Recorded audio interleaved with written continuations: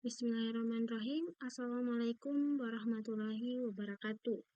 Perkenalkan, nama saya Widya Dwi Tsunami dengan NIM T1E1222147 jurusan Teknik Informatika Universitas Halwaléo. Nah, pada video kali ini saya akan membuat video seperti biasa, yaitu memaparkan materi yang telah dijelaskan oleh dosen saya. Di mana materi ini dari mata kuliah struktur data, di mana materinya itu Object Oriented Programming with Python, di mana itu adalah pemrograman berorientasi objek dengan Python. Nah, sebelum melangkah lebih jauh, lebih baik kita mengenal apa itu Object Oriented Programming. Ya. Pemrograman berorientasi objek atau OOP ini adalah pendekatan untuk memodelkan benda-benda di dunia nyata, misalnya pada mobil atau rumah, dan hubungan antara benda-benda, misalnya antara siswa dan guru, antara perusahaan dan karyawan. Dengan kata lain, OOP itu atau Object Oriented Programming atau pemrograman berorientasi objek itu dengan kata lain dia memodelkan entitas dunia nyata sebagai objek perangkat lunak yang mengatur hubungan antara entitas. Di sini ada poin kedua, mengapa OOP diperlukan. OOP itu bertujuan untuk memberikan kualitas pada pemrograman perangkat lunak. Ya, di sini dia dapat ketahanan terhadap kegagalan, kemudian kemampuan beradaptasi. Kodenya berukuran besar, dapat dengan mudah diadaptasi untuk mengakomodasikan perubahan baru. Kemudian dapat digunakan kembali, basis kodenya yang sama dapat digunakan kembali dalam beberapa aplikasi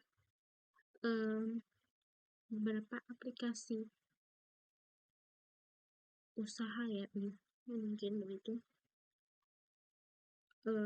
Kemudian di sini bagaimana OOP mencapai tujuan ini, atau di sini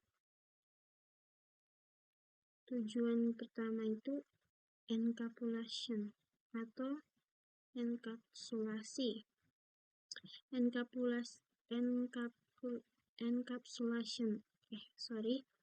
Encapsulation itu dengan mengikat data dan metode bersama-sama dan membatasi aksesnya dari luar. Kemudian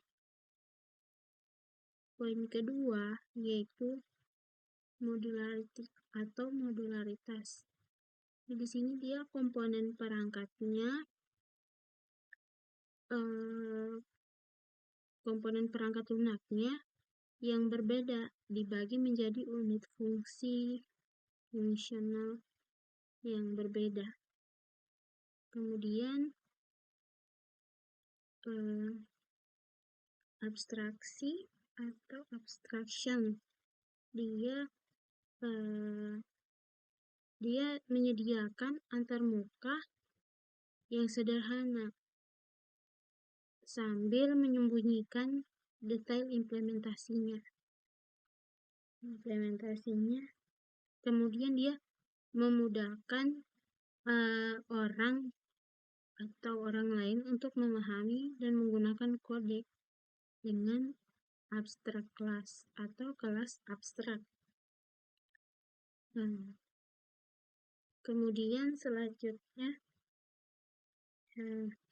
software development atau pengembangan perangkat lunak, yang dimana pertama itu perancangan, kemudian kedua implementasi, kemudian testing dan debugging, atau pertama itu top down staging, kemudian bottom atau unit testing, kemudian debugger itu breakpoint atau pernyataan cetak. Nah, di sini contoh codingannya.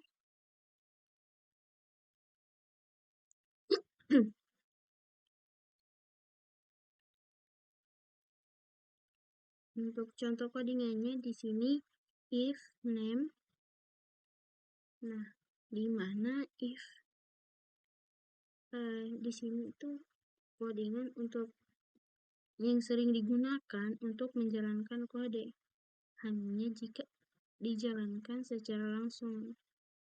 Ini bukan saat diimpor sebagai modul ya. Di sini if name sama dengan ini baris pertama, dia cara standar dalam Python untuk memastikan bahwa blok kode tertentu hanya dijalankan jika script dipanggil langsung, bukan diimpor dari script lainnya. Kemudian ini name itu variabel khususnya di Python yang berisi nama modul saat ini. Kemudian di sini main sebuah script yang dijalankan secara langsung. Name itu nama akan diset ke main ini ya. Kemudian ini jika scriptnya diimport sebagai modul, name-nya akan diset ke nama modul. Nah, dengan kata lain, blok kode ini dalam kondisi if name sama dengan ini main, dia hanya akan dieksekusi ketika script dijalankan langsung dan tidak akan dieksekusi jika script importnya sebagai modul di dalam script lain. Hal ini berguna untuk menguji atau menjalankan fungsi yang hanya relevan dalam konteks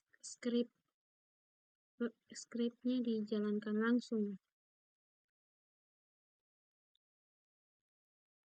Kode ini dia dilindungi dalam konstruksi kondisional dari bentuk di atas sini, dari bentuk codingan ini dia dieksekusi ketika Python dipanggil langsung dalam modul itu. Namun tidak ketika modul diimpor untuk digunakan dalam proyek perangkat lunak yang lebih besar. Nah, kemudian slide berikutnya class definition. Nah, di sini definisi class. Class itu bagian dari program program berorientasi objek atau OOP tadi.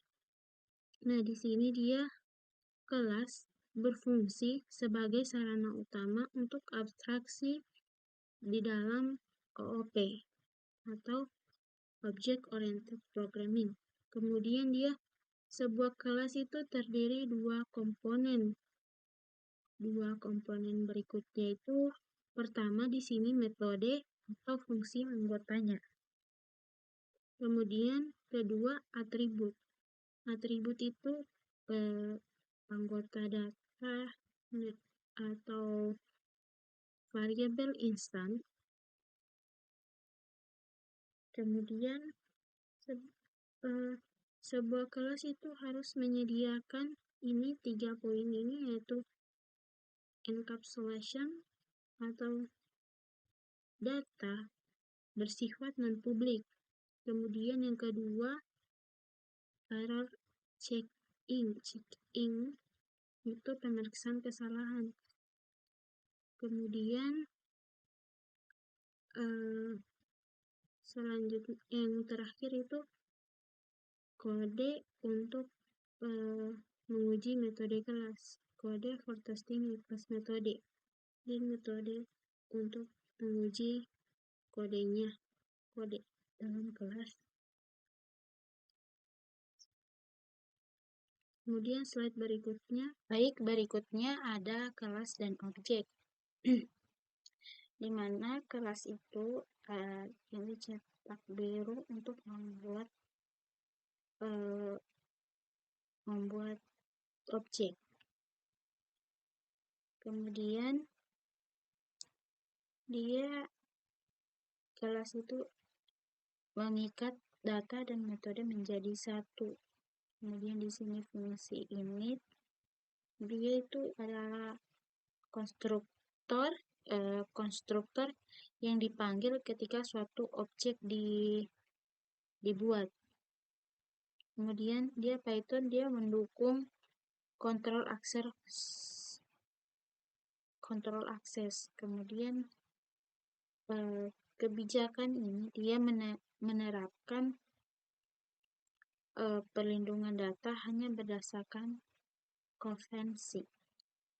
Konvensi itu misalnya yang pertama, nama anggota yang dilindungi diawali dengan garis bawah tunggal. Kemudian nama anggota atau data pribadi diawali dengan garis bawahan ganda. Nah, mungkin kurang lebih contohnya seperti ini.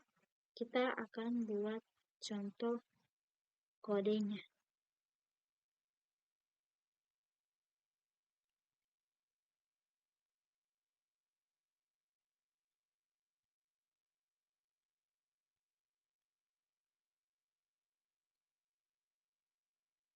Nah, di sini saya sudah membuat file untuk contoh kode kelas dan objek. Sini bisa kita lihat ya, kita ikuti saja contoh yang sudah dibuat. Pertama kita bikin yaitu kelas person.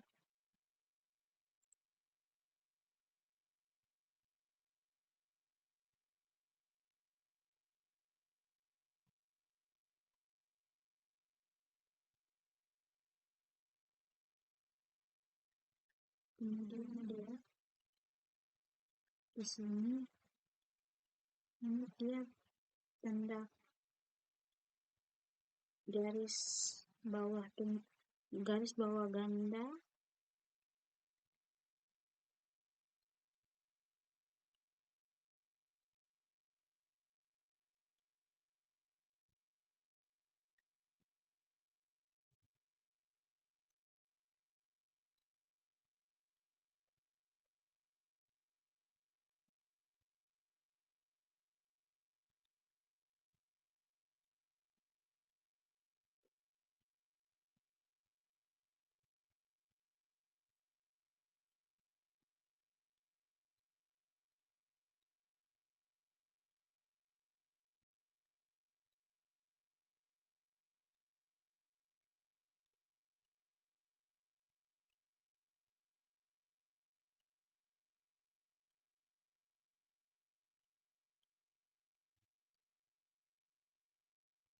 Oke.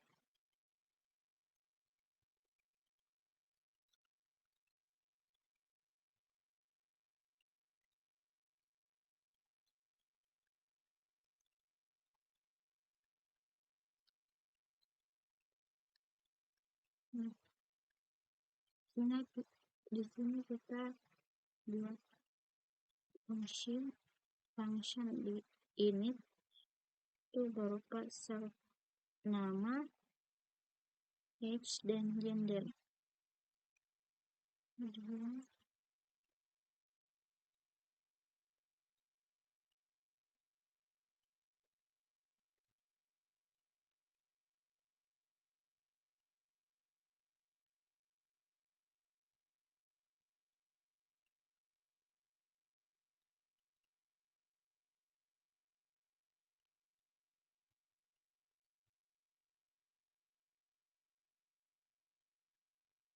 Sini dia itu protected or non public ya, di sini non public.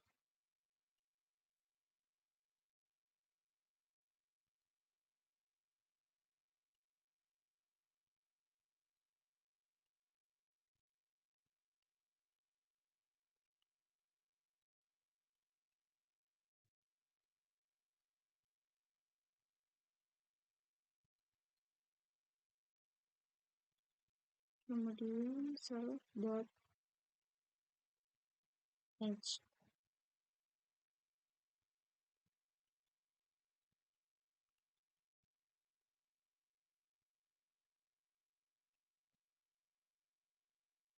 Kemudian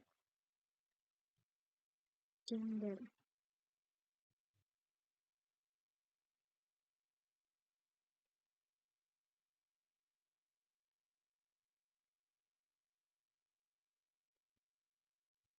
Nah, dia gender lupa dibilang itu kalau gender itu data pribadi harus diberi tanda garis bawah ganda.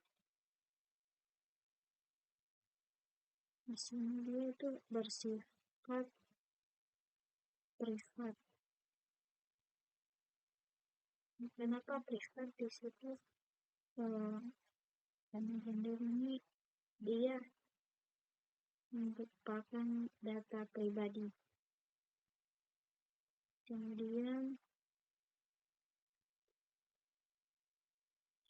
ini function kedua, dia get atribut.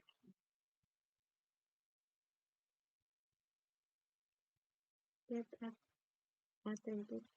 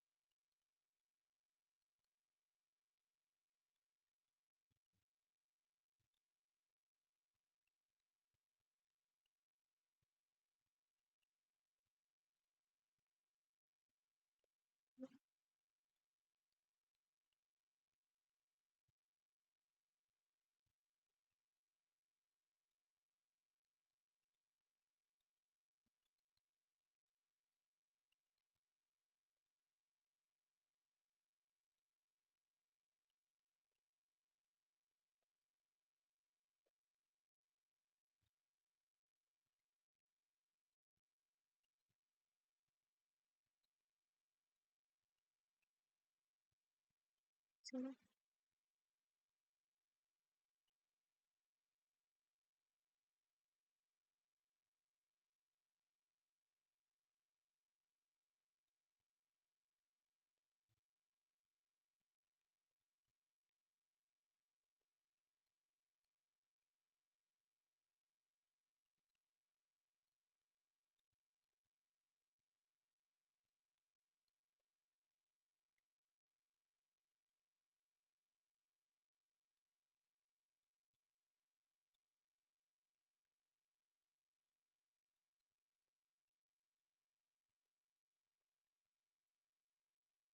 gender.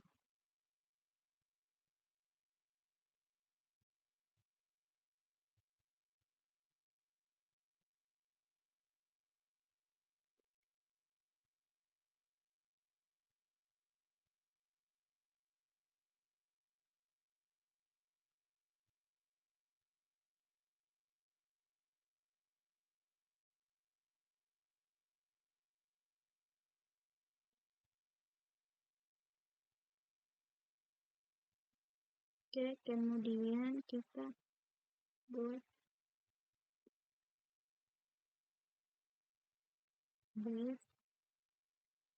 set atribut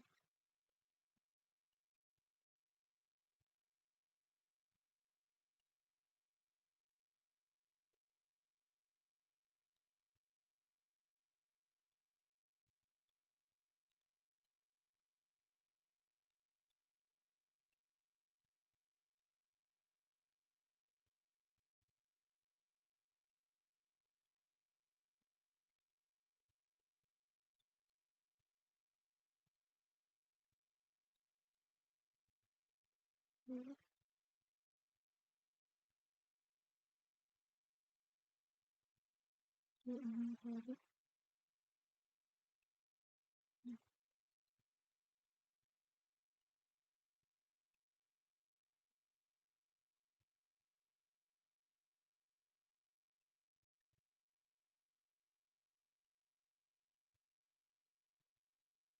ini tadi makanya tidak biru.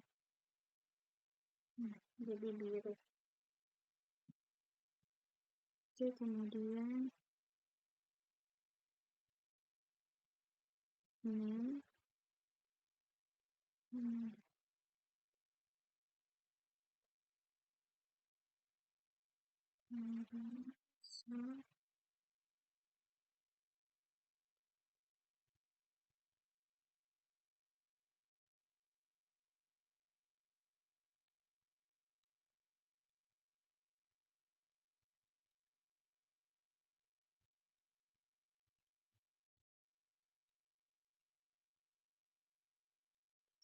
gender.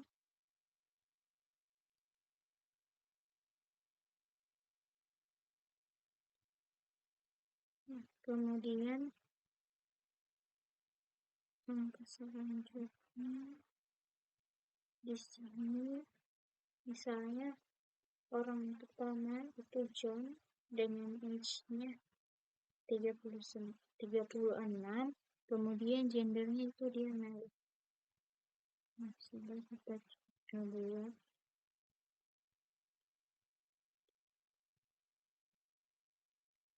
person,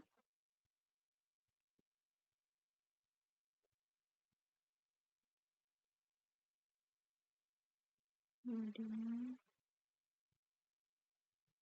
35,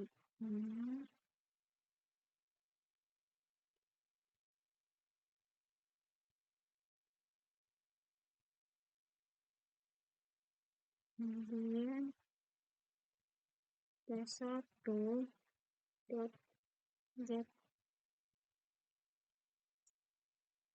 attribute,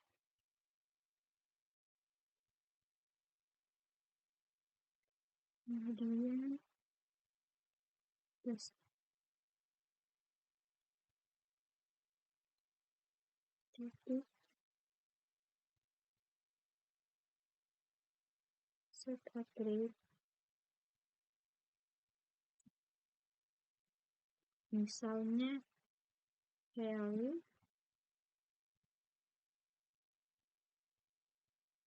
kemudian 25 dan gendernya laki-laki.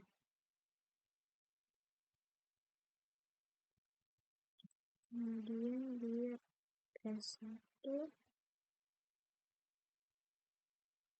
dan F2 get attribute,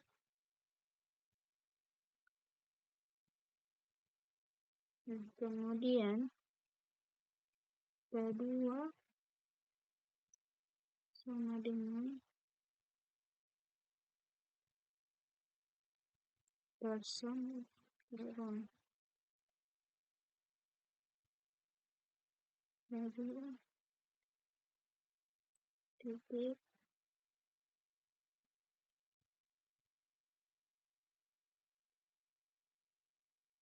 atribut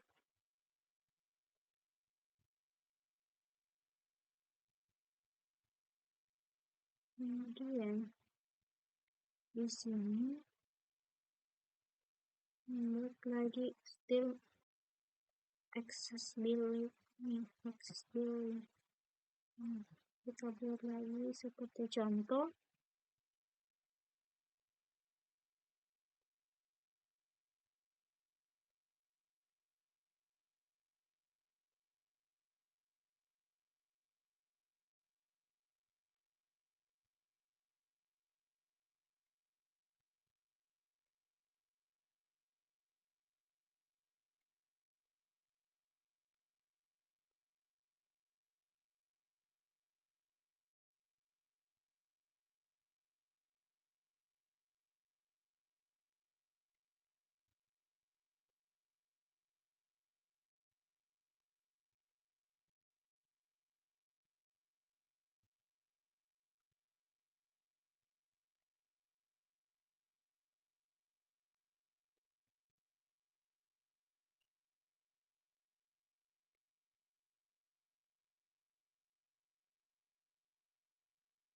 Sampai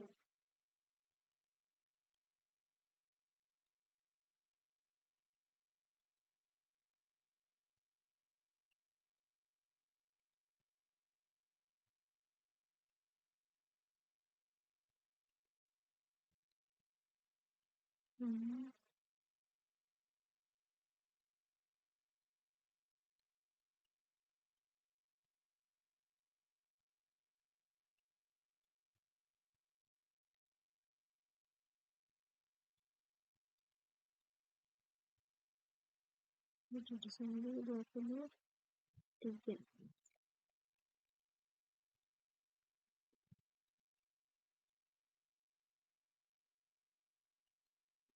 Kemudian target atribut untuk P2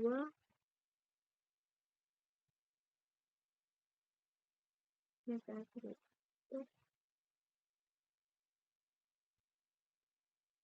yang ke selanjutnya itu kita akan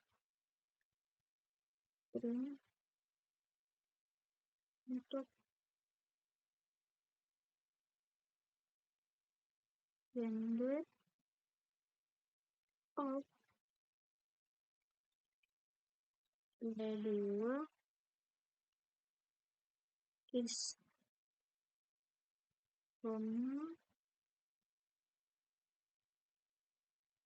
ini formatnya P2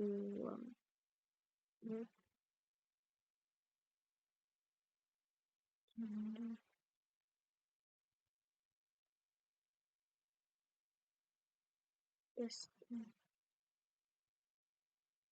Oke, kemudian kita lebih awal, lalu kita coba jalankan. Nah, kurang lebih contohnya seperti ini untuk menampilkan contoh dari kelas dan objek.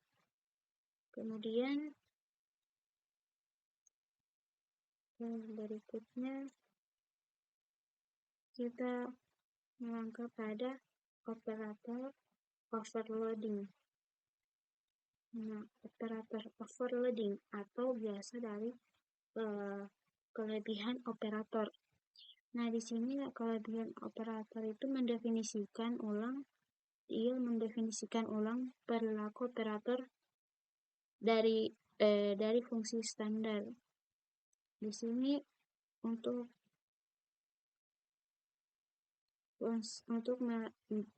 berbagai objek yang ditentukan pengguna. Kemudian di sini itu operator standar plus dia menyediakan functionality atau fungsionalitas berbeda untuk operan yang berbeda. Kayak ini untuk contohnya, A itu siswa 1, B itu siswa 2. Jadi tim YouTube A, variabel A plus variabel B itu student 1 plus student 2. Mungkin kurang lebih contohnya seperti ini. Langsung saja kita implementasikan. Nah, sini saya akan buat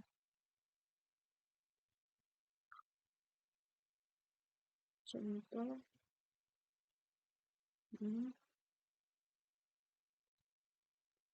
contoh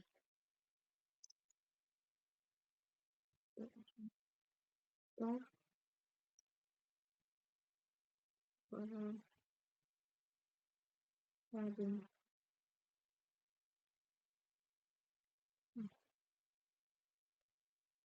Kemudian kita mengadun sesuai contoh yang telah dibuatkan ini. Ini pertama kita akan membuat operator overloading.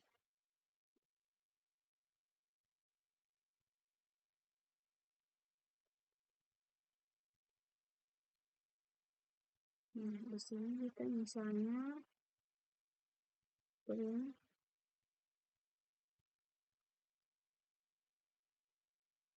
2 plus 3 ini dia akan langsung di education, di nomor, di edukasi, sorry,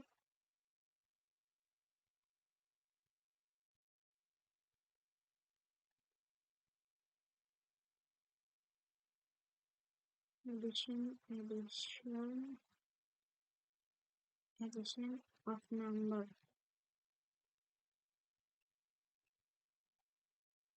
Sisanya kita coba jangan. Nah, di sini dia ada langsung memprint untuk addition nomor, misalnya 2 plus 3. Di sini akan tampil 5. Kemudian selanjutnya di sini juga kita akan print sama untuk ini 2,3 plus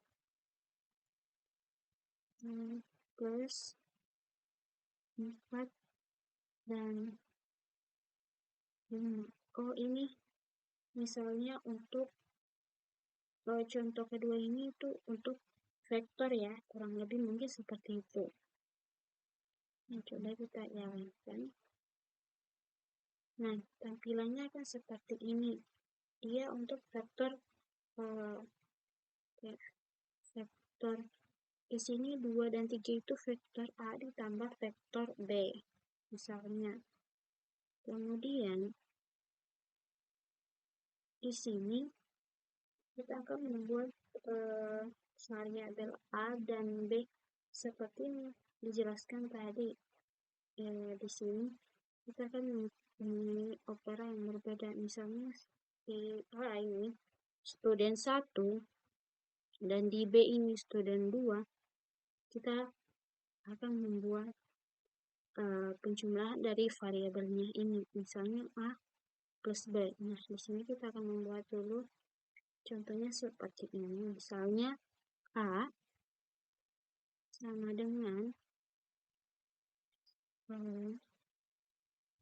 itu 2,3. Kemudian koma misalnya 4,5. Kemudian untuk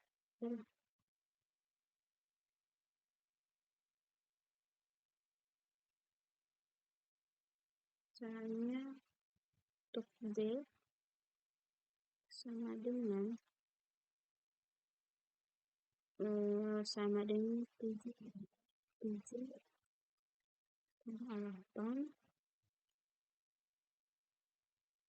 koma,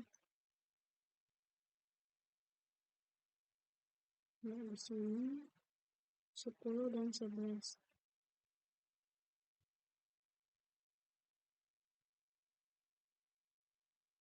Kemudian kita melakukan itu C sama dengan A, C sama dengan A plus B. Jadi di sini excited and array-nya. Sini dia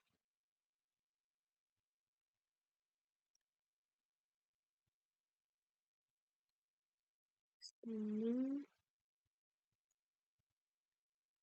in array.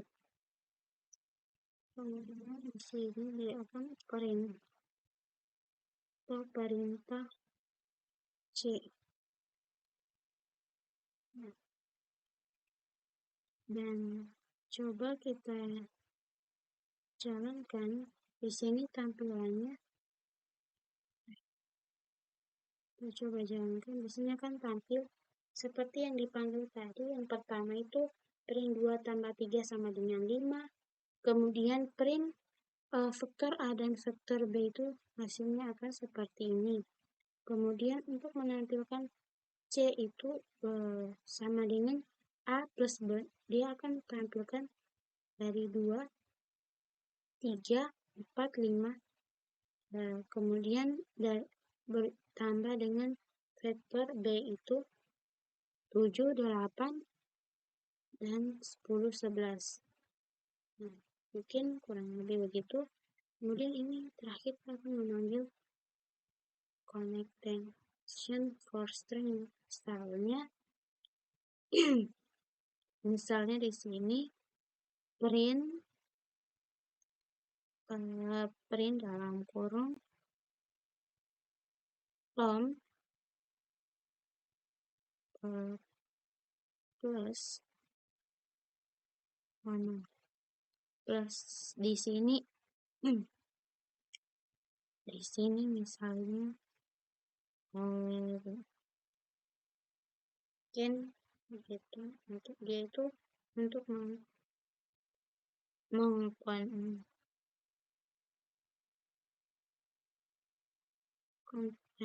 concatenation of string. Concatenation string. Coba kita terlebih dahulu kita akan menjalankan. Nah, mungkin tampilannya Tom Harry kurang lebih seperti pada contoh. Nah, kemudian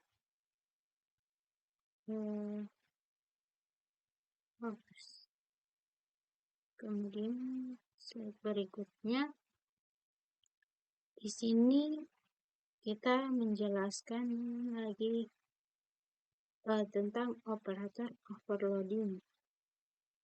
Untuk operator overloading through special net and method.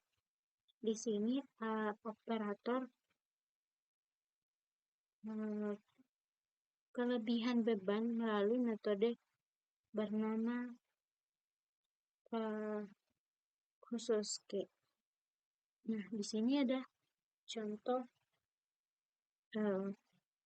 atau poin pertama di sini perilaku operator standar dan fungsi bawaan dalam Python dapat didefinisikan ulang untuk kelas baru menggunakan metode bernama khusus. Contohnya plus operator overloaded by implementing method name mengimplementasikan metode bernama name add dengan tanda garis bawah ganda. Kemudian di sini ada kelebihan beban non operator overload. Nah, di sini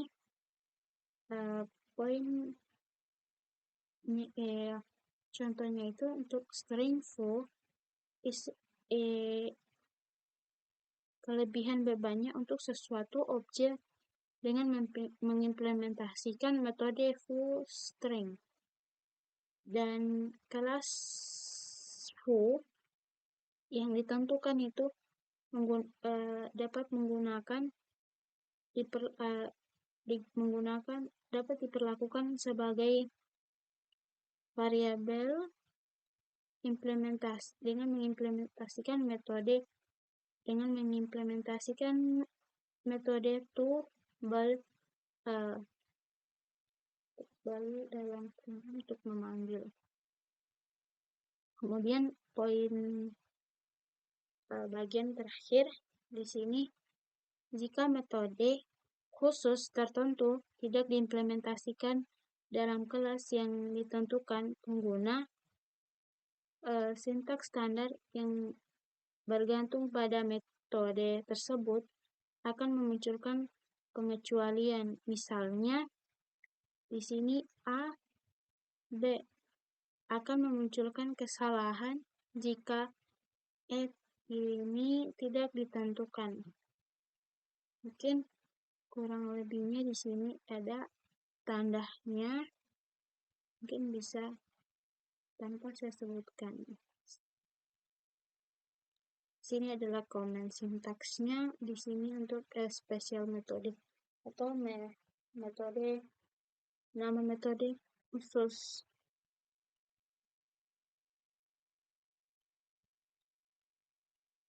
Atau metode bernama khusus.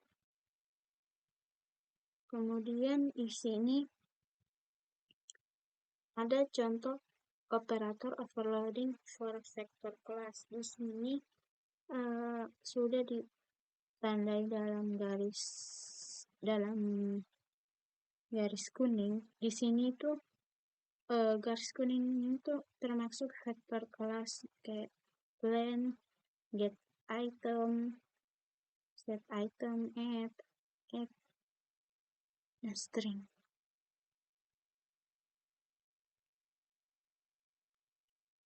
Kemudian di sini ada metode tersirat implement method. Dia ada beberapa operator yang memiliki default atau definisi yang disediakan oleh Python tanpa adanya metode khusus. Dan ada beberapa operator yang didefinisinya berasal dari yang lain. Kayak misalnya sebagai contoh metode bool yang mendukung sintaks if foo kan default memiliki semantik default sehingga setiap objek selain non itu dievaluasi sebagai true. Dia dievaluasi sebagai true. Kemudian namun jika metode len didefinisikan, maka bool foo ini dapat ditafsirkan secara default sebagai true untuk instance dengan panjang itu bukan 0. Kemudian kurang lebih contohnya seperti ini. Misalnya di vektor A5, vektor B ini 5, dan vektor D itu 0. Di sini akan diprint dimension len A dan dimension len B. Kemudian di sini A itu 2 dan B 3. Kemudian di sini seperti yang tadi C sama dengan A plus B, maka di sini akan diprint C itu sebagai overload string operator. Dan kemudian di sini ini dia interaction violent and get item. Kemudian yang di sini tuh use implements meaning of bool function. Dia di sini membuat if else atau perulangan. Kemudian berikutnya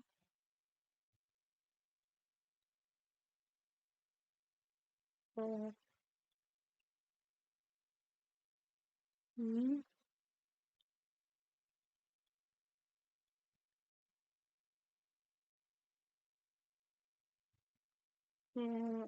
slide berikutnya ini itu dia iterator untuk kelas, iterator for a class.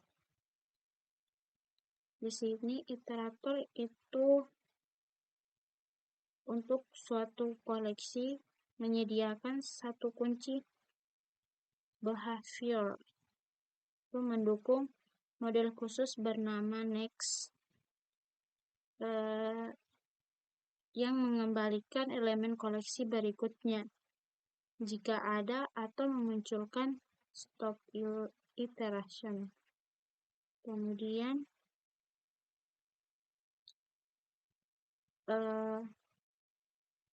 pengecualian untuk menunjukkan bahwa tidak ada elemen lebih lanjut. Kemudian poin kedua ini ada dua cara untuk mengimplementasikan iterator. Yang pertama itu menggunakan sintak generator yaitu next dan iter. Yang kemudian kedua itu by defining atau dengan mengidentifikasi len dan get item dalam metode untuk metode kelas ditentukan penggunanya. Mungkin kurang lebih contohnya seperti ini. Ya, apabila kita data punya kita di sini buat 7, 8, 9, 2, 3, dan 5. Maka ini for in sequence iterator datanya, maka di print akan hasilnya seperti ini. Kemudian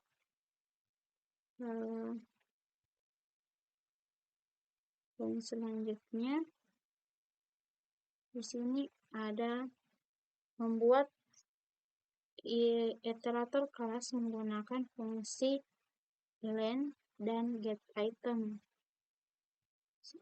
Pertama itu dia mengimplementasikan ulang fungsi rank pada Python. Kemudian kedua dia kemungkinan untuk mengeksekusi perulangan for pada rentang tertentu. Misalnya seperti ini, dia itu akan mengeksekusi perulangan for pada rentang tertentu. Nah, ini misalnya itu tertentu itu 8, 14, dan 5. Itu artinya mungkin kalau tidak salah dia penjumlahan 8 dijumlahkan 8 dengan penambahan 5 sampai 140, mungkin kurang lebih seperti itu. Jadi di sini akan tampil 8 tambah 5 itu 13 tambah 5 lagi 18 tambah 5 sampai di sini contoh itu 138, artinya 140 itu tidak termasuk. Mungkin untuk membuat iterator kelas menggunakan fungsi len dan get item itu kurang lebih contohnya seperti itu. Kemudian kita melangkah pada slide berikutnya, inheritance atau warisan. Di sini inheritance secara alami dia akan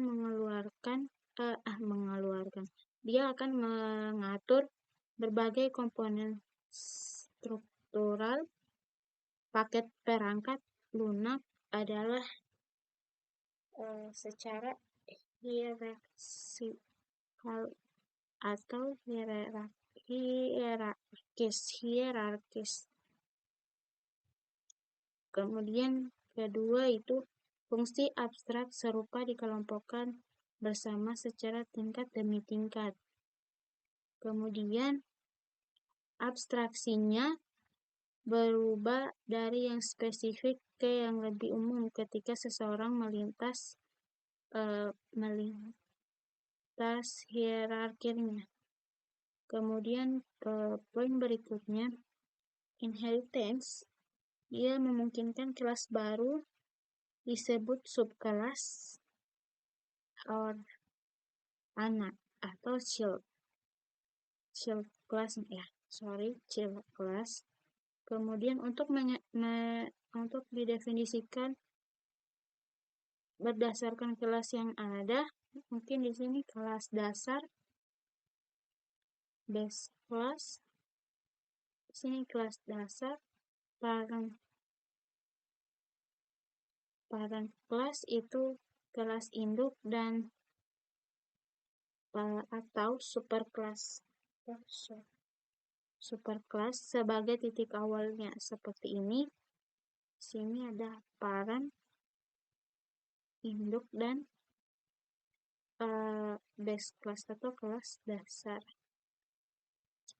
Kemudian poin berikutnya itu subkelas dapat mengkhususkan perilaku yang sudah ada dengan menyediakan implementasi baru yang menggantikan metode yang sudah ada. Kemudian sebuah subkelas juga dapat memperluas superkelasnya sebesar menyediakan metode baru. Misalnya seperti ini, dia menyediakan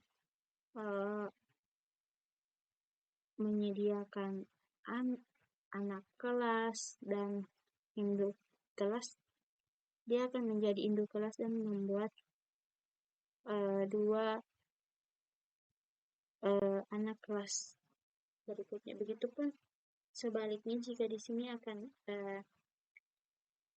bertambah warisan, itu dia inheritance-nya mungkin di sini akan menjadi parents dan cabangnya akan dinamakan child class atau kelas child itu kelas anak. Kemudian ini untuk contoh hierarki tipe hierarki untuk pengecualian Python. Mungkin kurang lebih seperti ini. Kemudian di sini ada contoh kelas kartu kredit. Sini dia memiliki beberapa fungsi. Yang pertama, dia di sini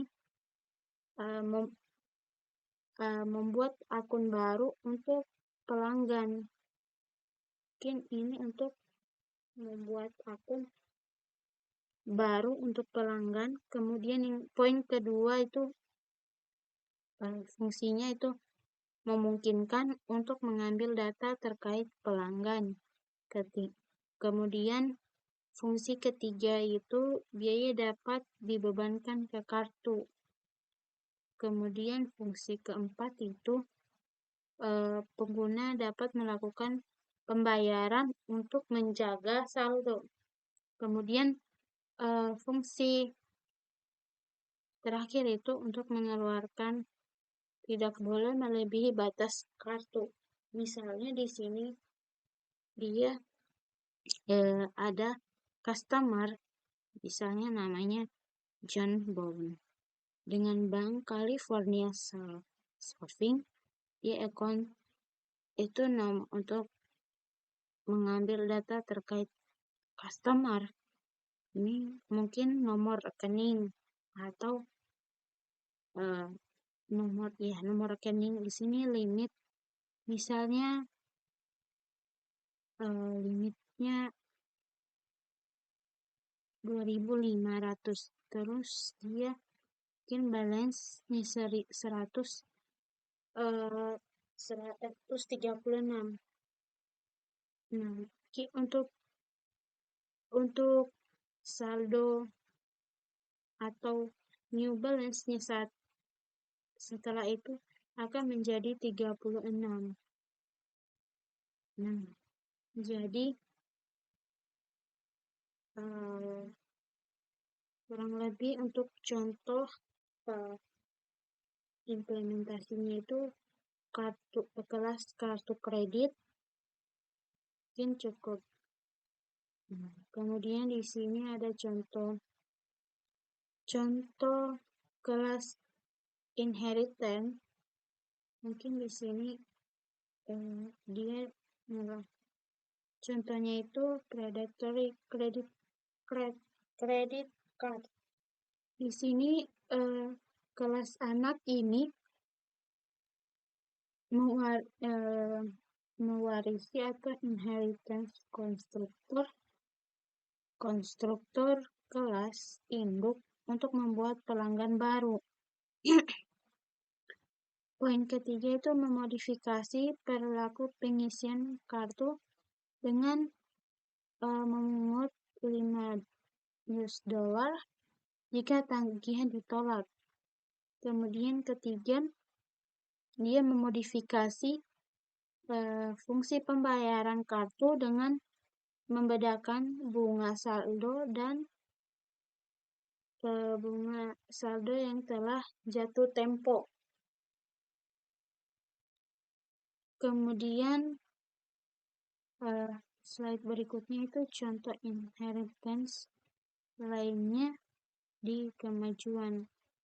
Misalnya di sini ada kelas dasar, itu dia menghasilkan urutan umum. Yang pertama di sini ia menggunakan sintak generator next iter untuk menyediakan kemampuan iterasi.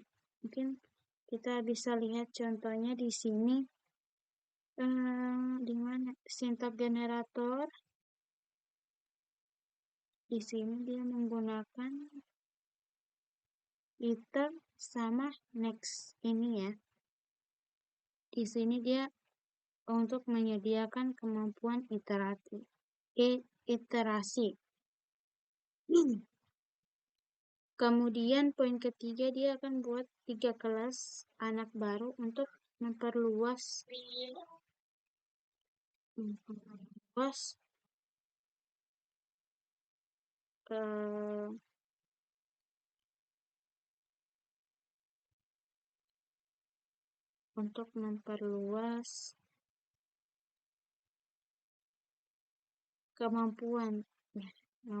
kemampuan kelas dasar ini. Misalnya di sini ada kemajuan arithmetic progression, geometric progression, dan Fibonacci progression. Mungkin di sini ini untuk contoh arithmetic progression, dan ini adalah geometric progression, dan ini Fibonacci progression. Nah, di sini dia setiap kelas anaknya dia memodifikasi kelas dasar konstruktor init. Ya, seperti ini dan ini juga seperti di garis kuning ini. Kemudian dia memodifikasi metode advance ya, ini pada garis yang berwarna biru berwarna kuning. Kemudian selanjutnya abstrak kelas. Abstrak kelas di sini, abstrak kelas itu dapat dianggap sebagai cetak biru atau template untuk kelas lain, untuk kelas abstrak yang lainnya. Kemudian di sini poin kedua itu artinya kelas abstrak adalah kelas yang berisi satu atau lebih metode abstrak. Kemudian poin ketiga, metode abstrak adalah metode yang memiliki deklarasi tetapi tidak ada implementasi. Kemudian poin keempat, kelas abstrak tidak dapat dipakai jika dibutuhkan subkelas atau kelas anak untuk menyediakan, dia dibutuhkan untuk itu dia membutuhkan subkelas untuk menyediakan implementasinya. Kemudian poin yang kelima, kelas abstrak diperlukan untuk menyediakan abstraksi atau antarmuka yang disederhanakan API sambil menyembunyikan implementasi yang mendasar atau implementasi yang mendasarinya. Kemudian Python, ia menyediakan kelas abstrak dengan mendeklarasikan kelas dasar abstrak ABC yang dapat diwariskan atau inherited by atau oleh kelas turunan lainnya. Nah, itu untuk kelas abstrak atau abstrak kelas. Kemudian poin selanjutnya, di sini mungkin contoh kelas abstraknya. Dia di sini mewarisi konstruktor kelas dasar untuk inisialisasi. Kemudian contoh dua itu mengidentifikasi ulang metode abstrak di kelas dasarnya. Kemudian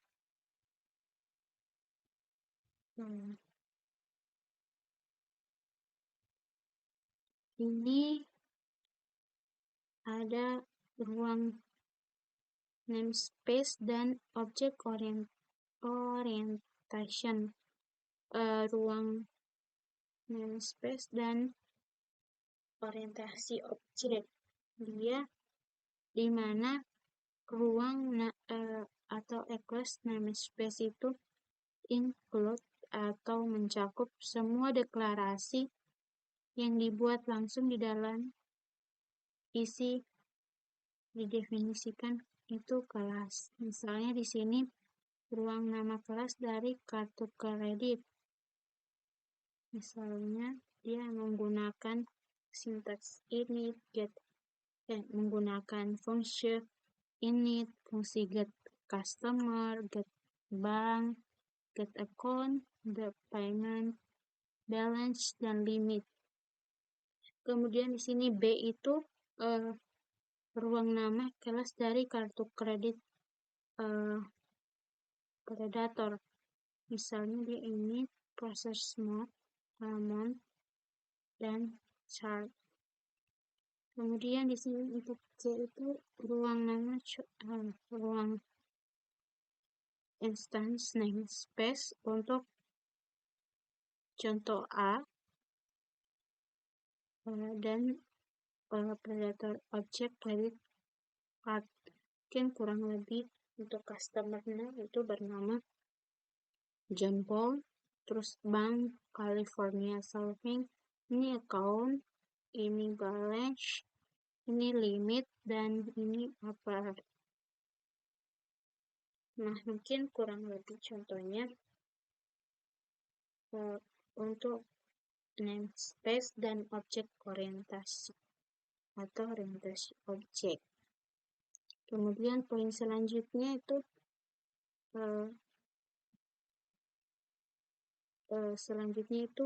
penyalinan sort atau copying, dangkal atau dalam metode ini berbeda untuk menyalin data, misalnya alias sound copy, depth copy. Di sini saya akan membuat font tones dan palette.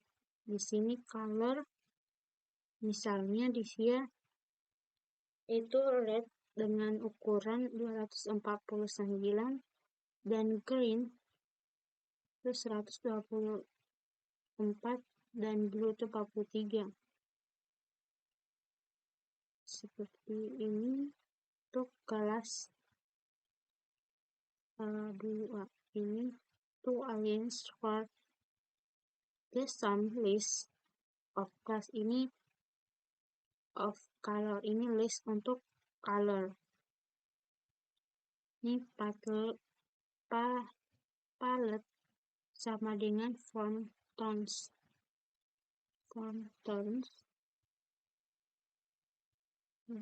Kemudian di sini dia menjelaskan tuh jika palette diubah, warna hangat juga berubah. Mereka berbagi lokasi memori yang sama. Kemudian ini untuk contoh berikutnya.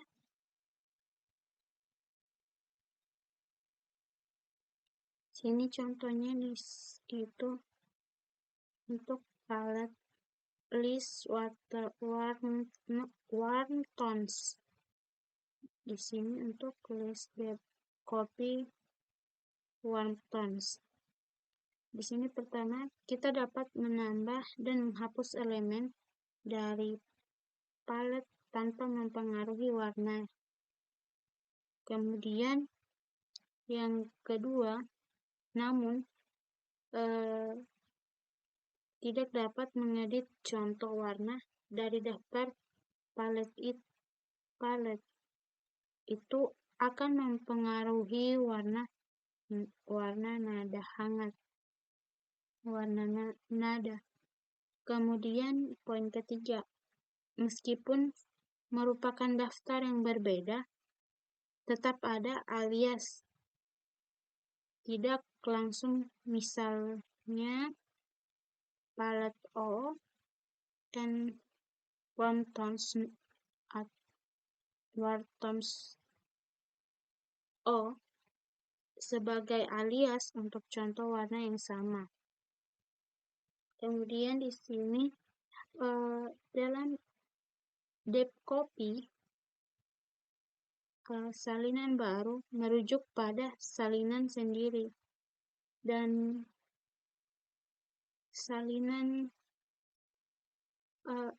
salinannya sendiri dirujuk oleh versi aslinya. Kemudian poin kedua itu ini menciptakan lokasi memori untuk dua salinan. Kemudian kedua salinan dapat dimodifikasi secara independen tanpa mempengaruhi satu sama lain. Mungkin untuk penjelasan hal dan depth copying mungkin kurang lebih seperti itu. Dan kemudian di sini ada sedikit ringkasan dari modul ini, dimana pertama apa itu OOP dan mengapa diperlukan, itu sudah terbaca di dalam modul ini. Kemudian bagaimana cara membebani operator dan fungsi standar untuk kelas yang ditentukan pengguna. Kemudian bagaimana menyusun program melalui inheritance. Kemudian bagaimana cara membuat dan menggunakan kelas abstrak. Kemudian di sini perbedaan antara shallow and depth copying. Mungkin kurang lebih itu saja pembahasan dari materi tentang OOP atau Object Oriented Programming. Mungkin kurang lebih seperti itu. Bila ada salah kata, mohon dimaafkan. Saya akhiri dengan ucapan wabillahi taufiq walhidayah. Wassalamualaikum warahmatullahi wabarakatuh.